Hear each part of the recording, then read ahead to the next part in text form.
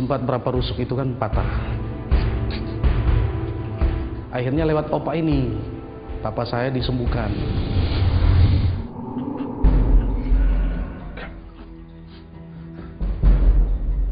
Nah, dari kesembuhan itu ternyata berlanjut, tidak berhenti saja. Akhirnya papa saya diturunkan ilmu itu dari opa. Kamu harus dari sekarang mewariskan ilmu sakti itu kepada anak-anakmu. Satu waktu ilmu ini harus diturunkan ke generasi berikutnya. Siapa kira-kira yang bisa mewarisi ilmu tersebut? Kumpulkan anak-anakmu. Dengan kesadaran yang penuh, sang ayah menyerahkan anak laki-lakinya dalam kuasa gaib. Akhirnya dibikin satu ritual, kami bergantian untuk menghadap opa. Nah, waktu saya masuk keempat, opa bilang, Freddy, kamu yang cocok jadi pewarisnya. Sejak saat itu, tanpa Freddy sadari, hidupnya selalu dipengaruhi oleh kuasa gaib sang kakek. Tetapi saya sendiri pada waktu itu sebenarnya belum tahu manfaatnya untuk apa, fungsinya untuk apa, saya belum tahu. Setelah menjalani ritual tersebut, kejadian-kejadian aneh pun mulai dialami Freddy. Kemudian ada waktu di mana saya lagi di kebun sendiri di kampung, ada yang bangunin, saya ikutin jalan sore-sore. Saya jalan, tiba-tiba saya ditepuk orang dari belakang. Mau kemana, Di? Tadi ada yang ajak saya jalan. Mana? Ini agak merinding saya ini. Suatu hari ketika Freddy sedang istirahat di sekolah, sebuah peristiwa aneh ia rasakan. Pada waktu saya sementara di kantin, sementara nyuap nasi kuning, saya merasa tidak enak badan. Saat itu Freddy teringat perlakuan sang ibu yang pilih kasih. Udah, kamu tuh kerja dulu. Kalau saya minta uang jajan, itu mesti mengerjakan sesuatu dulu baru dikasih. Sementara adik kakak itu kalau minta itu langsung dikasih. Tetapi akhirnya itu saya pendem. Saya merasakan orang tua tidak adil. Oleh ibu yang punya kantin, tiba-tiba tarik piring saya itu. Freddy, kenapa kamu? Saya ditepuk pundak saya sama Pak Guru karena pelajaran sudah mau dimulai. Tapi waktu saya angkat muka tengok Pak Guru, dia kaget. Freddy, kenapa kamu? Dia langsung panggil teman saya yang nama Roy. Kenapa lihat teman kamu? Bawa dia pulang. Ya, Pak. Disuruh saya untuk pulang dan Roy antar pulang. Kira-kira 50 meter kita jalan berdua. Baru di situ saya menyadari bahwa kok laut saya bisa lihat. Gunung Manado Tua saya bisa lihat.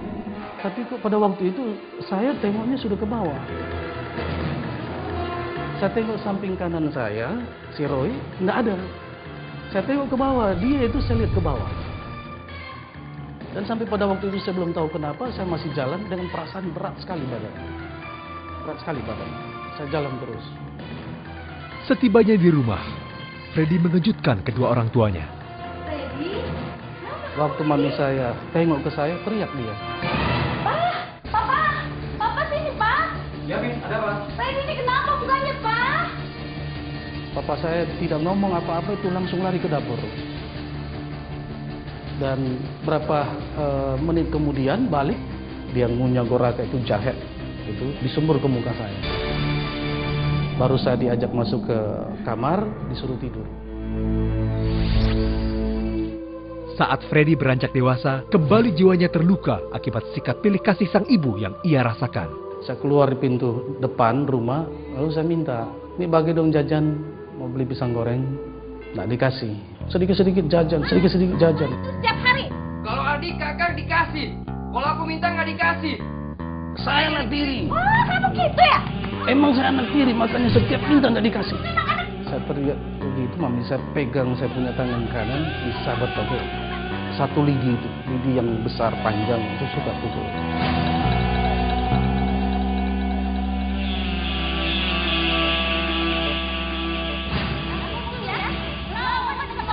Dan hal itu makin membuat saya memendam pahitan, arah yang saya tidak bisa lampiaskan. Saya mau ngomong apa, salah, nggak diterima. Peristiwa itu meninggalkan luka yang dalam di hati Freddy. Sejak saat itu, Freddy memutuskan untuk tidak mau peduli dengan keluarganya dan lebih banyak menghabiskan waktunya di luar rumah. Akhirnya saya masuk pada satu kehidupan yang liar. Saya daripada minta uang jajan cuma diomelin, lebih baik saya curi ayam mami saya untuk saya bawa ke tetangga. Akhirnya dari situ saya suka ngambil untuk mau beli rokok, mau beli minuman. Pelampiasan lari ke teman-teman. Cap tikus dengan anggur dicampur, 1 sloki, minum 2 sloki, minum. Itu setiap hari. Selain menjadi anak yang liar, Freddy juga tumbuh menjadi pribadi yang cepat tersinggung. Mami saya ngomong saya lagi makan, jadi istilahnya sebelumnya nasi di atas piring, tapi waktu saya mulai dengar mami saya ngomel, itu piring di atas nasi. Bisa kebalikin piring. Dan saya pergi. Melihat sikap Freddy yang sudah tidak bisa diatur, orang tuanya pun akhirnya menyerah dan segera mengirim Freddy ke Jakarta. Saya dianggap sudah tidak lagi bisa bisa lagi diatur. Papa saya besok berangkat. Ya, ada tiket gratis. Sudah ada rupanya tiket. Serius? Saya senang. Saya senang justru waktu bilang mau ke Jakarta. Berarti saya jauh dari orang tua. Bagai kuda lepas dari kekangannya, Freddy sangat menikmati bebasnya hidup di Jakarta. Di situ bebas mengekspresikan itu, saya punya keinginan itu sebebas-bebasnya. Bagi Freddy, teman adalah segala-galanya. Hingga ia rela mengorbankan dirinya demi membela teman satu gengnya. Saya tidak suka berantem sebenarnya, tidak suka cari musuh. Tapi kan kita kelompok itu solider. Kalau satu pergi dipukul, semua mesti satu rombongan itu naik Pelita Mas Jaya itu. Ketika mereka terlibat dalam perkelahian, sebuah peristiwa aneh menggemparkan mereka. Waktu saya dihantam dengan rantai itu tiba-tiba justru malahan temennya yang mukul itu yang teriak. Dipukul malah dihantam rantai kok temennya yang baret di mukanya itu. Saya cuma bergerak sedikit saja, cuma gerakkan badan, saya sudah di pinggir di seberang jalan.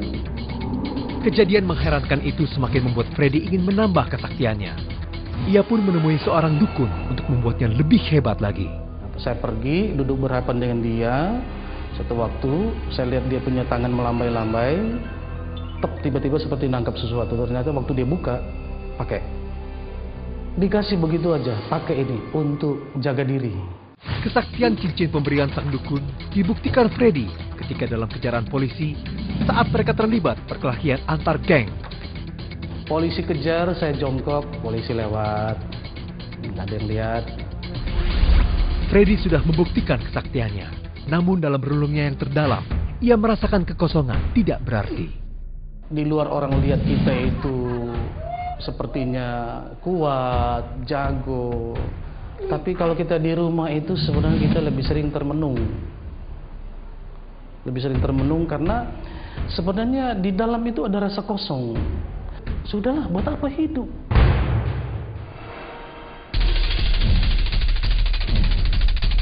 Malam itu, Freddy berniat mengakhiri hidupnya. Itu keris yang saya biasa bawa itu akhirnya itu yang saya mau tusukin ke badan. Tapi Mul sempat lihat, dia tahan tangan saya. Jangan di. Buat apa begitu? Pergi lo semua. Saat ia gagal mengakhiri hidupnya, sebuah suara gaib mengejutkannya. Adam, di manakah engkau? Di situ tiba-tiba itu suara itu. Adam, di manakah engkau? Saya cari suara, siapa yang ngomong ini kok? Nggak ada. Tiba-tiba itu pikiran saya kebawa di peristiwa waktu saya suka diajarin di anak sekolah minggu itu. Cerita tentang kejatuhan manusia yang pertama, Adam dan Hawa. Seperti ini kali. Ya, waktu Waktu Adam jatuh ke dalam dosa, terus dia sembunyi, lalu suara Tuhan seperti itu. Saya langsung berlutut di pinggir tempat tidur. Sambil nangis, saya kunci tangan. Lalu saya tengok itu gambar. Dari hati begini, saya banyak dosa. Hidup saya sudah kotor, betul-betul kotor. Itu akhirnya saya nangis, lalu saya minta, Tuhan ampuni saya. Tuhan ampuni saya. Buatlah jalan-Mu dalam saya. Sejak peristiwa supranatural itu, Freddy lebih ingin mendekatkan diri pada Tuhan dan memutuskan untuk mengikuti sebuah pertemuan ibadah. Saya rasa di situ saya diterima. Saya diterima. Hai senang sekali kalau begitu. Diterima, diajak ngobrol. Tapi satu waktu mereka sudah penyembahan, itu tiba-tiba saya hilang kesadaran saya. Dalam keadaan hilang kesadaran saya, itu rupanya saya jatuh, baru mulai menggeliat. Dalam keadaan menggeliat, saya sadar tidak sadar dalam nama Yesus semua roh apa saja dulu itu seperti ada balok melintang begini. Ada balok. Dalam proses berapa saat itu pelan-pelan, bok, lewatin kepala saya. Waduh, rasa gas sekali. Saat itu Freddy mengerti bahwa selama ini ia sudah ditipu oleh iblis. Semua ini ternyata bentuk kuasa kegelapan yang menjerat.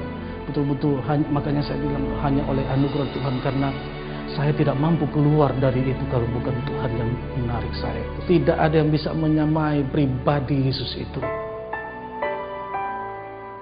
Ketika Freddy merasakan kasih Tuhan dalam hidupnya, ia mengambil sebuah keputusan untuk mengampuni dan mengasihi ibunya. Saya kirim surat ke Manado. Terutama ke Mami. Nah, waktu itu tanpa didorong oleh siapapun, belajar untuk mengampuni. Saya mengampuni, terutama untuk Mami saya minta ampun, ya, karena sudah merasa tidak disayang, saya benci, saya justru dalam kepahitan, akhirnya saya mesti marah, memendam kebencian begitu lama bertahun-tahun. Tuhan, saya minta ampun untuk hal ini, saya salah, dan saya mengampuni Mami saya. Saya mengampuni.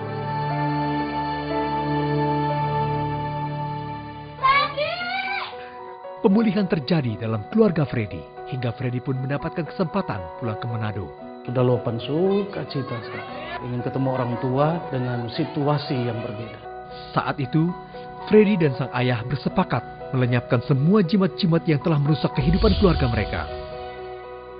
Kalau Tuhan selamatkan saya, selamatkan orang tua saya. Bakar semua itu jimat-jimat. Bakar semua itu opo-opo. Kasih Yesus telah menyelamatkan Freddy dan seisi rumahnya. Kalau saya sampai dipilih Tuhan, sampai diselamatkan, itu oleh karena kasih karunia.